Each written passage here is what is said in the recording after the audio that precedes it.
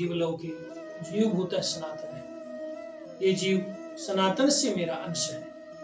और श्री रामचरितमानस जी में भगवान के लाडले भक्त पूज्य बाबा श्री तुलसीदास जी महाराज भी कह रहे हैं, ईश्वर अंश जीव अविनाशी, चेतन अमल सहज सुख राशि। ये जीव भगवान का ही अंश है। तो देखो, भगवान भी अपनी वाणी से कह रहे हैं और भगवान के प्यारे भक्त भी अपनी वाणी से कह रहे हैं।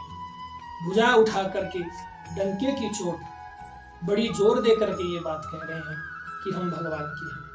भैया, छोटा व्यक्ति बड़े व्यक्ति को अपना माने तो उसका इतना महत्व नहीं है। महत्व तब विशेष बढ़ जाता है जब बड़ा व्यक्ति कह दे कि ये व्यक्ति मेरा है। तो बड़े भगवान हैं और भगवान के भक्त हैं, दोनों ही कह रहे हैं।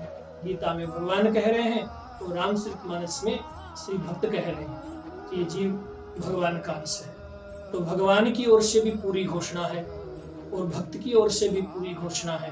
अब हमारी ओर से कमी है, हमारी ओर से अधूरापन है, हमारी ओर से जो भूल है उस भूल को मिटाना है, उस अधूरेपन को मिटाना है, हमारी कमी को दूर करना है। और हमारी कमी को दूर करने का मतलब यही है, दृढ़ता पूर्वक सच्चे हृदय से भगवान को अपना माने। भगवान को अपना मानते ही जीव परम पवित्र भगवत प्राप्ति का पूर्ण अधिकारी एवं सुख शांति आनंद के खजाने का पूर्ण अधिकारी होता है। होता ही नहीं है, स्वतः उसका अधिकारी है, परंतु हम बीच में उस अवस्था को, उस संबंध को भूल बैठे। इस भूल को मिटाना ही असली सत्संग है, भूल को मिटाना ही वास्तविक भक्ति है, भूल को मिटा करके भगवत नाम जप करना ही असली भजन है। इसीलिए संतों ने कहा है, बिगड़ी जन्म अनेक की सुधरे अब ही आज, होए राम को नाम जप तुलसी तजहु समाज। अनेक जन्मों की बिगड़ी हुई आज अभी सुधर जाएगी। इसकी एक ही शर्त है, एक ही साधना है, एक ही विधि है। वो ये है कि अपने तन मन प्राण से सर्वेश्वर प्रभु को अपना माने और फिर भगवान को अपना मान करके अतिशय प्रेम से, भाव से, श्रद्धा से अथवा तो विनोद से भी आप भगवान का नाम जप करेंगे तो उसका अचूक वास्तविक सुख का फल हमको अवश्य प्राप्त होगा। क्यों? क्योंकि हमारे वास्तव में भगवान है। हमने जो भूल करी है वो यही करी है कि हमने जो हमारा नहीं था, जो कभी रहा नहीं, हुआ नहीं, है नहीं, हो सकता नहीं, उस शरीर और संसार को अपना मान करके हम उसी को राजी करने में, प्रसन्न करने में हमारा समय व्यतीत कर रहे हैं। ये हमारी सबसे बड़ी भूल है।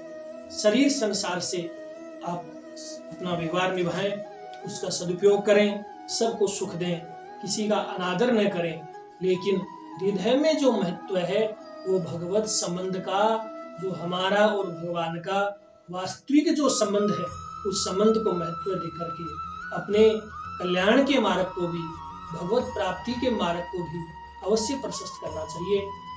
क्योंकि ये मानव जीवन केवल भगवत प्राप्ति के लिए मिला है और भगवत प्राप्ति का सीधा सहज सरल साधन संतों ने जो बताया है, महापुरुषों ने जो बताया है, उस सहज साधन यही है कि मैं केवल भगवान का हूँ और केवल भगवान है। प्यारे बंधुओं, हमारे राजस्थान की भक्त शिरोमणि मीराबाई जी ने भी यही सूत्र अपने जीवन में अपनाया और यही सूत्र साधक जगत को, जीव मात्र को उसके कल्याण के लिए प्रदान किया।